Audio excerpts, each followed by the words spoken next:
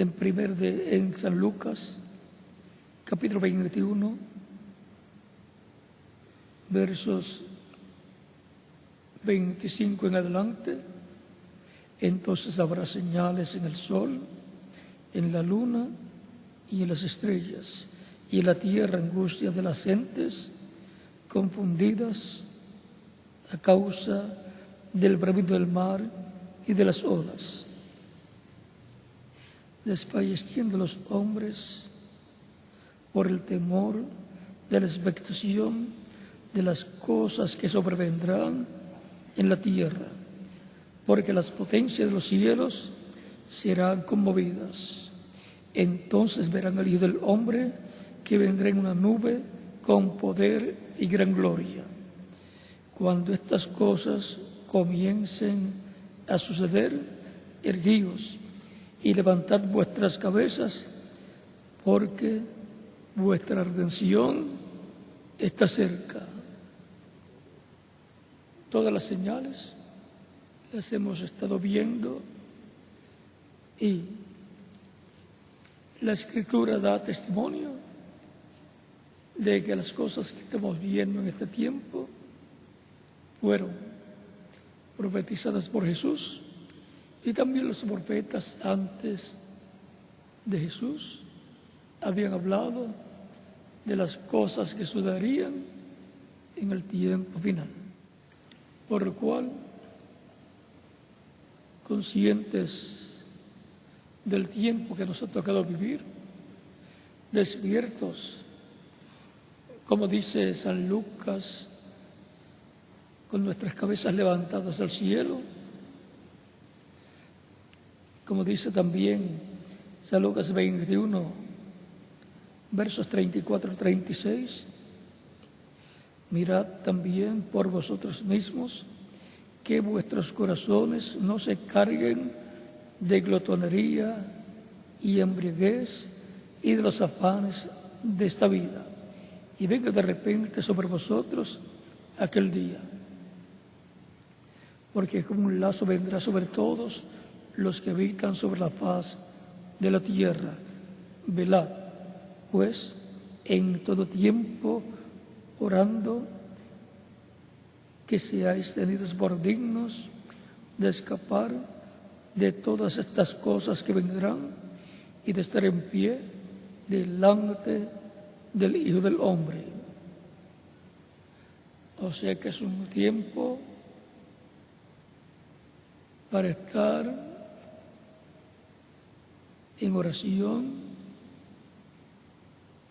cada persona como individuo, y también la familia, unirse en oración y consagración de Dios,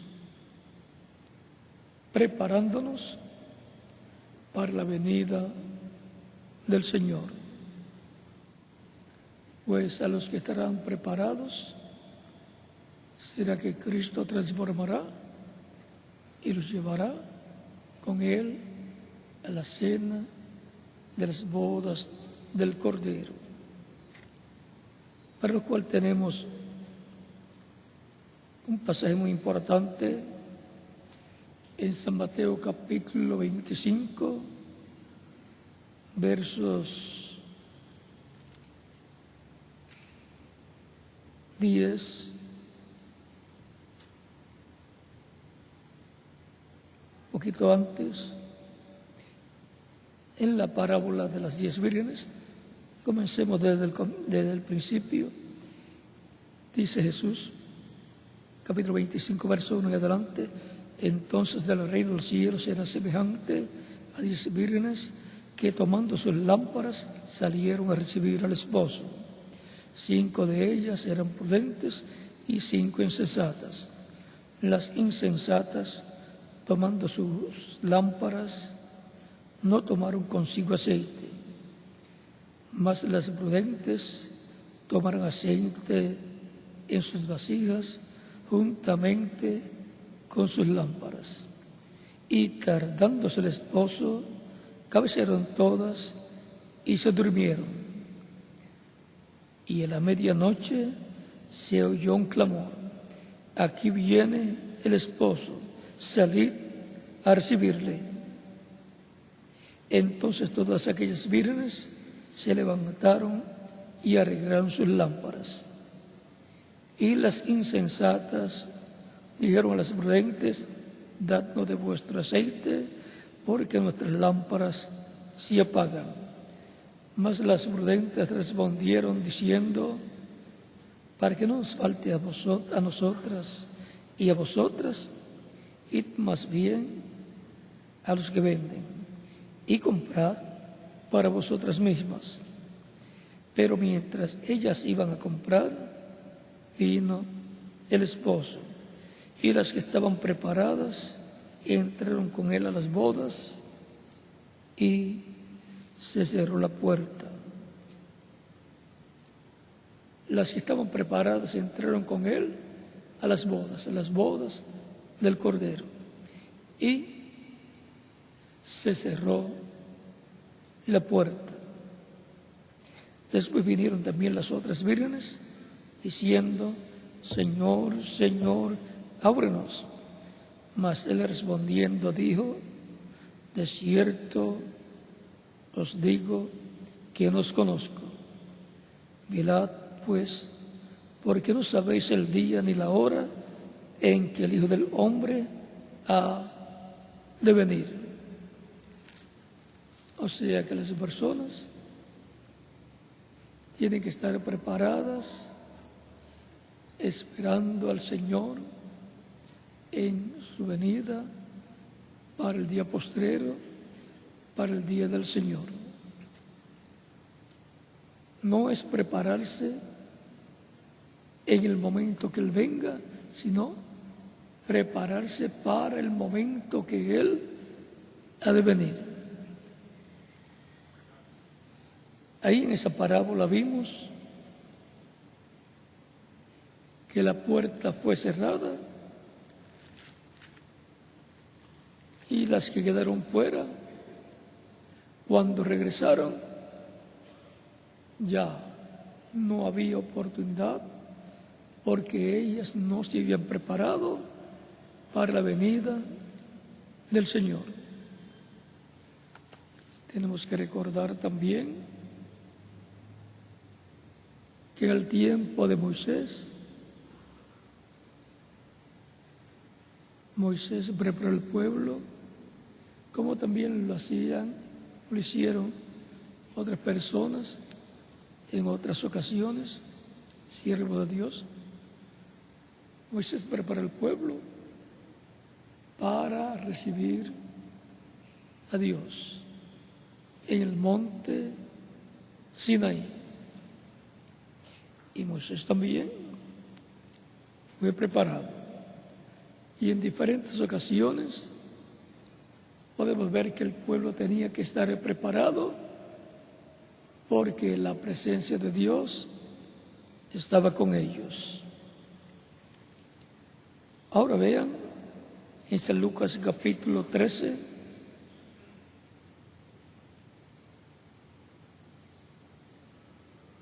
verso 23 en adelante hasta el 30 dice,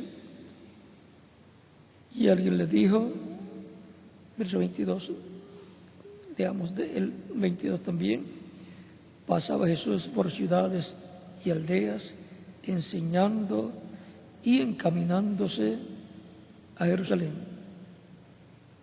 Y alguien le dijo, Señor, ¿son pocos los que se salvan? Y él les dijo, esforzaos a entrar por la puerta angosta, porque os digo que muchos procurarán entrar y no podrán. Pues después que el padre familia, ¿y ese padre familia quién? Cristo. Él es el padre de la familia de Dios. Él es el ángel del pacto. Él es el segundo Adán, que vino a la tierra, murió, resucitó y ascendió al cielo, y luego envió su Espíritu al día de Pentecostés, y allí nació la Iglesia del Señor Jesucristo, que es la segunda Eva, a través de la cual Cristo, por medio de su Espíritu, ha estado reproduciéndose en muchos hijos e hijas de Dios. Él es el Padre de esa familia, de esos descendientes de Dios, hijos y hijas de Dios que forman la Iglesia del Señor Jesucristo. Y es en medio de su Iglesia que Cristo ha estado manifestándose y ha estado ungiendo diferentes mensajeros, embajadores, predicadores, para predicar el Evangelio de Cristo, ungidos con el Espíritu Santo, para así llamar y juntar, sobre todo de entre los gentiles, un pueblo para su nombre. Unos de una ciudad, otros de otra ciudad, y algunos también de Israel. Porque es un pueblo formado por personas de todas las familias del planeta Tierra.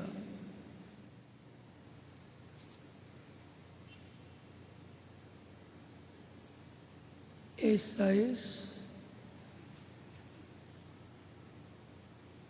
una nueva raza, descendientes de Dios, hijos de Dios, los cuales han sido transformados y por consiguiente adoptados en su interior, en su alma y espíritu, y por consiguiente la redención del alma y espíritu ha ocurrido en sus vidas con el nuevo nacimiento, después de haber escuchado y creído en Cristo por medio de la predicación del Evangelio de Cristo y haber sido bautizados en agua en el nombre del Señor y Cristo bautizarlos con Espíritu Santo y fuego y haber obtenido por consiguiente el nuevo nacimiento. El Señor Jesucristo en San Juan, capítulo 3, dice a Nicodemo: de cierto te digo, que el que no nazca del agua y del Espíritu no puede entrar al reino de Dios. Nacer del agua es nacer del Evangelio de Cristo y nacer del Espíritu es nacer del Espíritu Santo. Por lo tanto, ese es el requisito para nacer de nuevo y nacer, ¿dónde? En el reino de Dios, en el reino de Cristo. Porque hemos nacido a través de nuestros padres terrenales en el reino de este mundo y por consiguiente un mundo que está gobernado por el príncipe de las tinieblas y príncipe de los aires, conforme a como nos dice la Escritura. Y por consiguiente, al nacer en esta tierra y en el reino de las tinieblas del enemigo de Dios, por medio de creer en Cristo y recibirlo como Salvador, hemos sido trasladados del reino de las tinieblas al reino de Cristo, como fue libertado y trasladado Israel del reino del faraón a la tierra prometida, donde se estableció el reino de Dios, y aún Dios estaba reinando a través del profeta Moisés, y luego a través de Josué, y luego a través de los diferentes jueces. Era Dios reinando sobre Israel. Eso era la teocracia. Ahora vean aquí como San Pablo nos dice en el capítulo 1, versos 12 al 14 de Colosenses: con gozo dando gracias al Padre, que nos hizo aptos para participar de la herencia de los santos en luz, el cual nos ha librado de la potestad de las tinieblas. Se nos ha librado del poder de las tinieblas, del poder del reino de las tinieblas, del reino del maligno, del reino del enemigo de Dios, el diablo, el cual nos ha librado de la potestad de las tinieblas y trasladado al reino de su amado Hijo. Hemos sido trasladados al reino de Jesucristo. Por eso las leyes del reino de Cristo son dadas a conocer y son escritas en tablas del corazón del individuo. Quedan grabadas ahí, y cada persona, por cuanto tiene libre albedrío, le dice amén. Las cree y las pone por obra. Ya no necesita las tablas de piedra literal, sino las tablas del corazón suyo. Tiene escritas las leyes divinas de Cristo bajo el nuevo pacto, en quien tenemos redención por su sangre, el perdón de pecados. Él es la imagen del Dios invisible, el primogénito de toda creación, porque por Él fueron creadas todas las cosas, las que hay en los cielos y las que hay en la tierra, visibles e invisibles, sean tronos, sean dominios, sean principados, sean potestades. Todo fue creado por medio de Él y para Él. Él es antes de todas las cosas, y todas las cosas subsisten, y todas las cosas en Él subsisten. Y Él es la cabeza del cuerpo, que es la iglesia.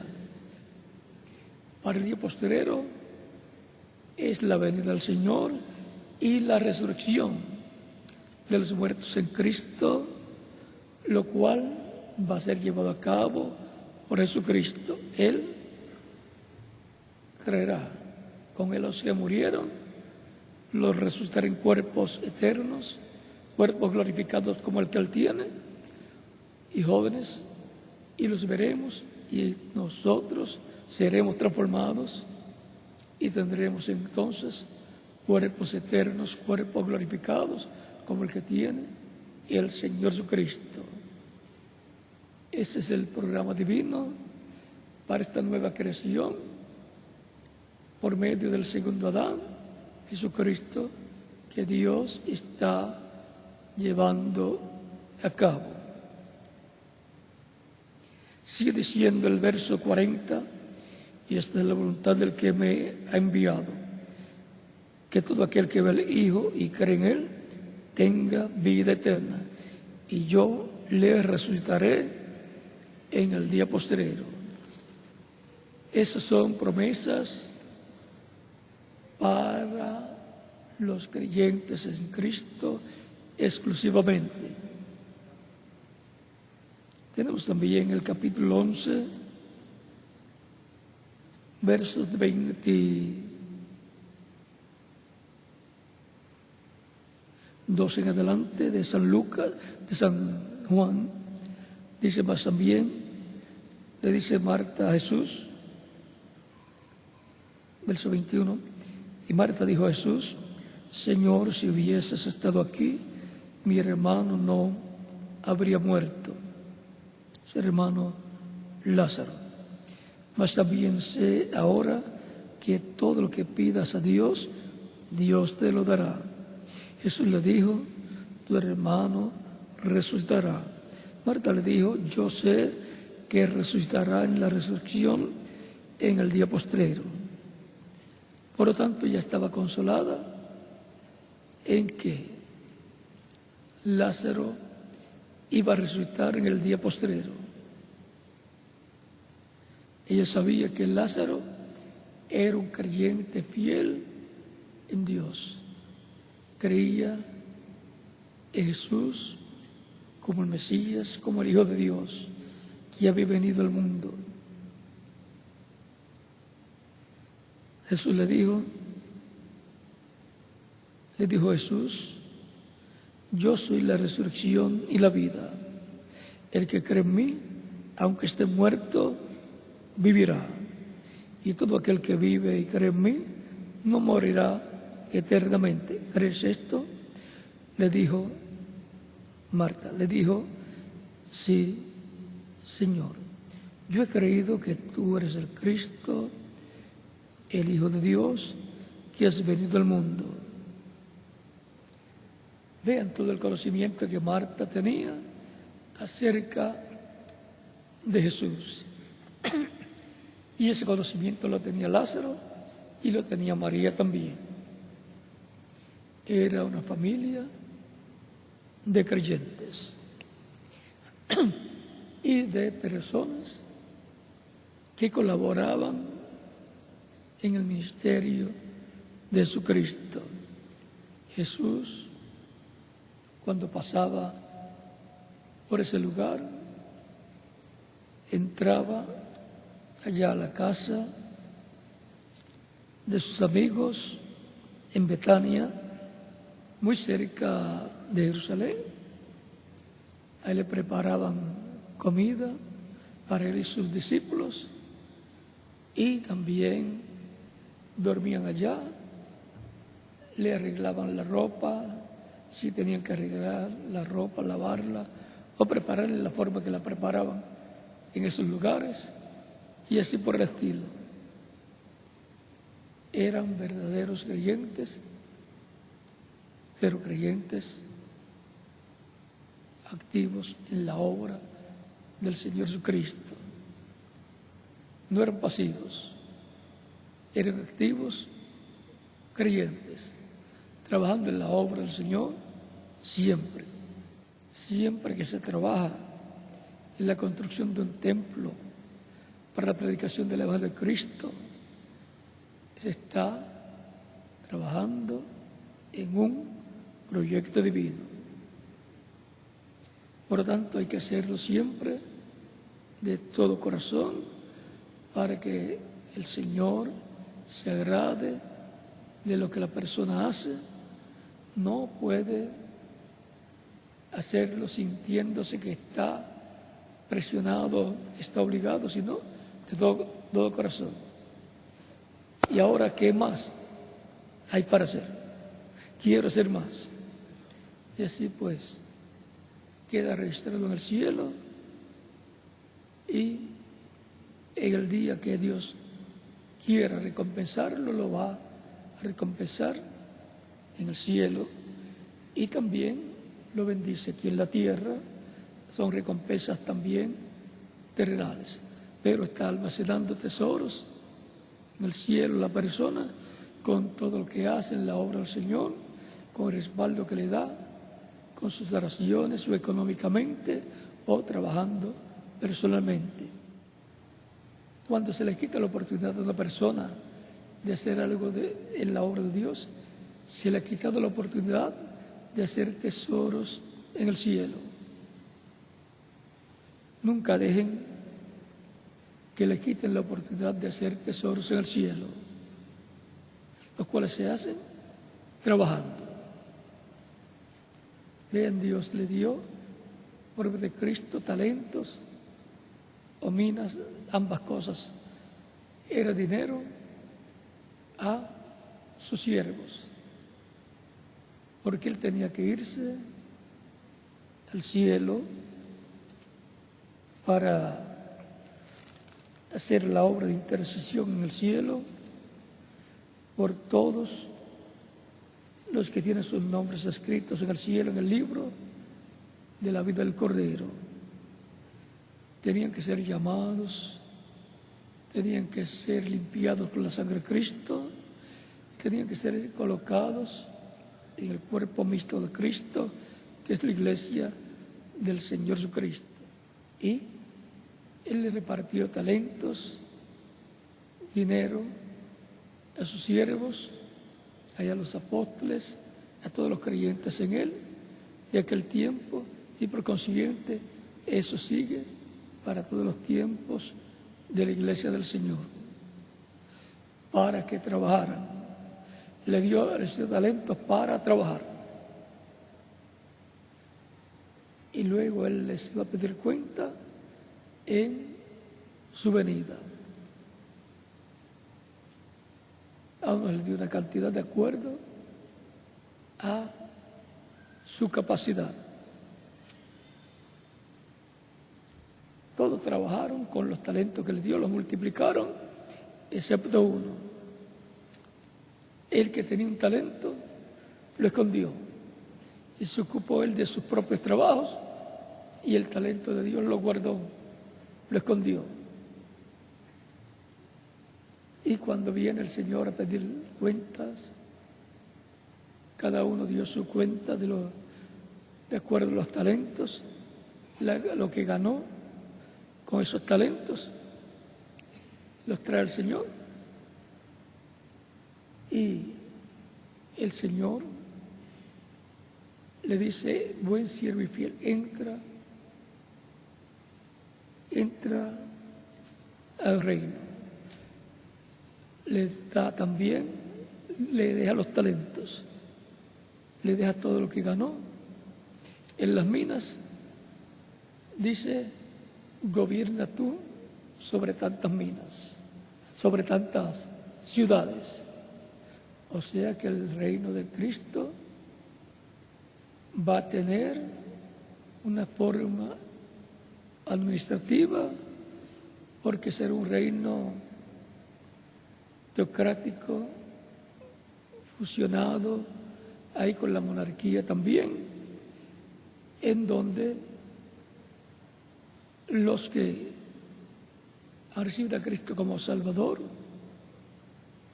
forman parte de la iglesia del Señor Jesucristo, los cuales tienen sus nombres escritos en el cielo, en el libro de la vida del Cordero, van con Cristo a ser administradores del reino. Por eso son reyes, son sacerdotes y son jueces también. Esos tres poderes los tendrá Cristo y su iglesia. Por eso dice la Escritura, San Pablo dice: ¿no sabéis que los santos juzgarán al mundo y aún a los ángeles? Y si van a juzgar al mundo y aún a los ángeles, entonces el poder judicial pertenece a Cristo y a sus ángeles. La Escritura dice en el libro de los Hechos también que Dios ha colocado a Jesús como juez de los vivos y de los muertos. Él es el juez supremo,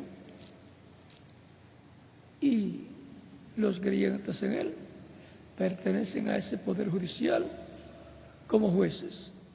Es el capítulo 6 de 1 Corintios. Dice: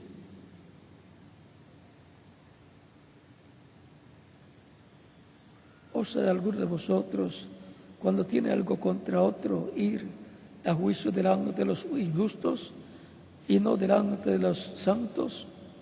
¿O no sabéis que los santos han de juzgar al mundo?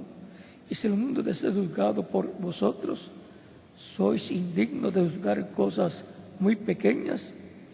¿O no sabéis que hemos de juzgar? ¿O no sabéis que hemos de juzgar a los ángeles? ¿Cuánto más las cosas de esta vida? Aún a los ángeles que pecaron contra Dios, dice Pablo que van a ser juzgados por los creyentes en Cristo que forman la iglesia del Señor, porque ellos pertenecen como jueces también al poder judicial del reino del Mesías, del reino de Cristo. Y Cristo es el juez supremo. Y dice también la Escritura que Cristo con su sangre nos ha limpiado de todo pecado y nos ha hecho para nuestro Dios reyes y sacerdotes, y reinaremos con Él. Apocalipsis capítulo 1, Apocalipsis capítulo 20, Apocalipsis capítulo 5 también nos habla de que nos ha hecho para nuestro Dios reyes y sacerdotes. Y también San Pedro, en 1 de Pedro capítulo 2, versos 4 en adelante, nos dice algo muy importante.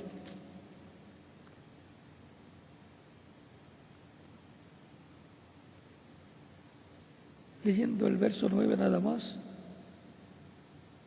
9 y 10 dice: mas vosotros sois linaje escogido, real sacerdocio, del sacerdocio de Melquisedec, del cual Cristo es el sumo sacerdote, nación santa, pueblo adquirido por Dios, para que anunciéis las virtudes de aquel que os llamó de las tinieblas a su luz admirable. Vosotros que en otro tiempo no erais pueblo, pero que ahora sois pueblo de Dios, que en otro tiempo no habíais alcanzado misericordia, pero ahora habéis alcanzado misericordia. Esa es la iglesia del Señor Jesucristo, pueblo de Dios, escogido de Dios, descendientes de Dios, hijos e hijas de Dios. Y la familia de Dios lleva el nombre de Dios. Edificado sobre el fundamento de los apóstoles y profetas, siendo la principal piedra del ángulo Jesucristo mismo, en quien todo el edificio, el cual es la iglesia, el templo espiritual del Señor Jesucristo, en quien todo el edificio bien coordinado va creciendo para ser un templo santo en el Señor, en quien vosotros también sois juntamente edificados para morada de Dios en el Espíritu. Y en la misma forma en que es edificada la iglesia del Señor Jesucristo, en que está siendo construida piedra sobre piedra, creyente más creyente, formando así la iglesia del Señor Jesucristo. Así como va creciendo, como una construcción va creciendo a medida que le van colocando bloques o le van colocando concreto o madera. No hay otra forma para crecer, tiene que ser añadiéndole algo, alguna cosa. Y la persona creyente le va siendo añadida bendición sobre bendición, le van siendo añadidos todos los materiales que necesita para él ser edificado como un templo espiritual para morada de Dios, Espíritu Santo en la persona.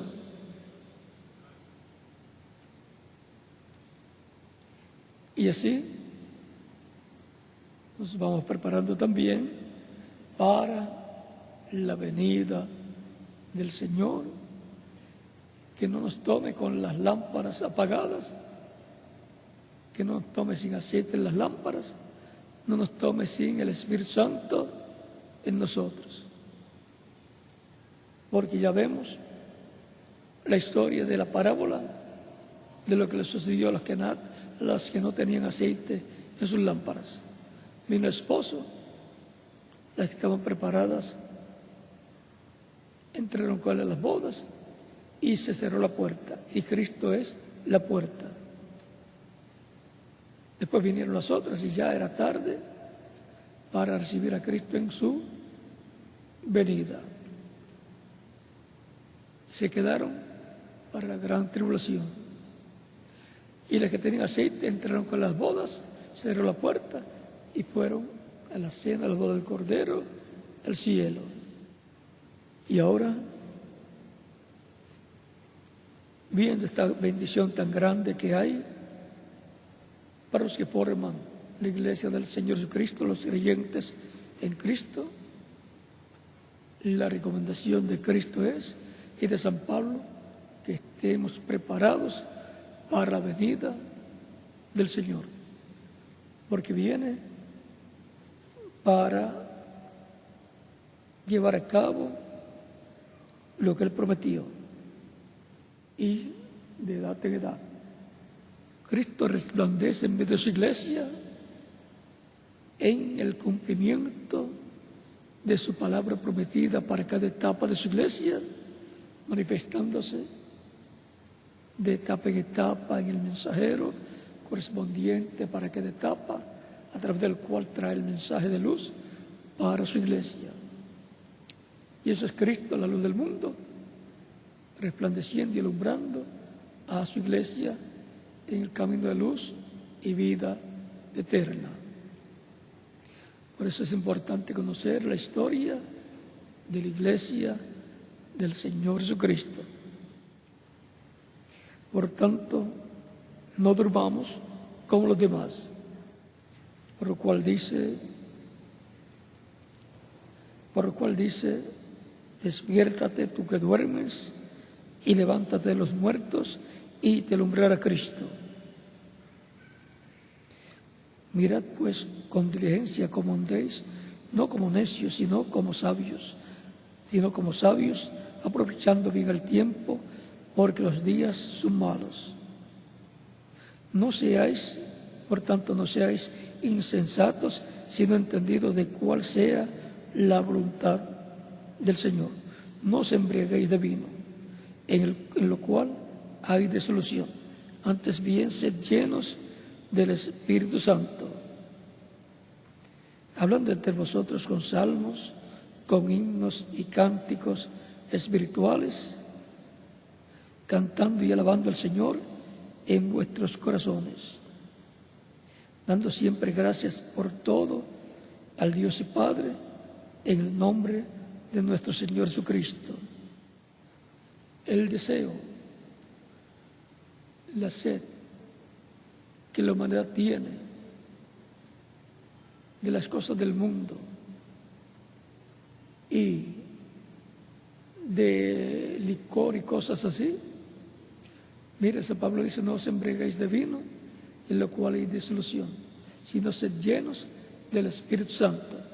Es que en la persona, en su alma, hay un clamor de ser lleno en toda la plenitud del Espíritu Santo, y debe buscarlo en la forma bíblica y no buscar llenar ese vacío en otra forma que es incorrecta y desagradable delante de Dios, y que produce muchos problemas en el hogar, en la comunidad, en el país, y él mismo se llena más de problemas y gasta el dinero también que debe ser para la familia, lo gasta en cosas dañinas. Y así es con los asuntos, el asunto de las drogas y de todas las demás cosas que son vicios. Y el fumar, ustedes pueden ver que el premio es el cáncer. La persona estuvo comprando un cáncer por mucho tiempo y luego recibe lo que compró, por lo cual él pagó. Así es que no se lo dieron de gratis a los que obtienen el cáncer por fumar. a otros por herencia, y así por estilo, y otros por algún problema. Despiértate tú que duermes y te alumbrará Cristo. Despertamos con el llamado de la trompeta del Evangelio de Cristo, despertamos del reino de la noche, donde están dormidos espiritualmente las personas que viven en este planeta Tierra. Despertamos, recibimos a Cristo en la luz y Él nos pasó a su reino de luz. Por eso Pablo dice, ustedes son hijos del día, no son hijos de las tinieblas. Ustedes son hijos de luz. Orad que seáis tenidos por dignos de evitar todas estas cosas que vendrán, los juicios divinos, los juicios de la gran tribulación, las plagas, y de estar en pie delante del Hijo del Hombre. Estar preparados dentro del pacto divino, el nuevo pacto, con nuestras vestiduras limpias con la sangre de Cristo, buscando siempre a Cristo en oración y obedeciendo su palabra, y sirviéndole de todo corazón a Cristo todos los días de nuestra vida. Cuando estemos transformados, si nos lamentaremos de algo, es de todas las cosas que hicimos mal y de las que no hicimos buenas, que podíamos hacer. Pero espero que hayamos aprovechado al máximo todas las cosas buenas que podemos hacer en la obra del Señor y como individuos. Y la vestidura tiene que estar limpia.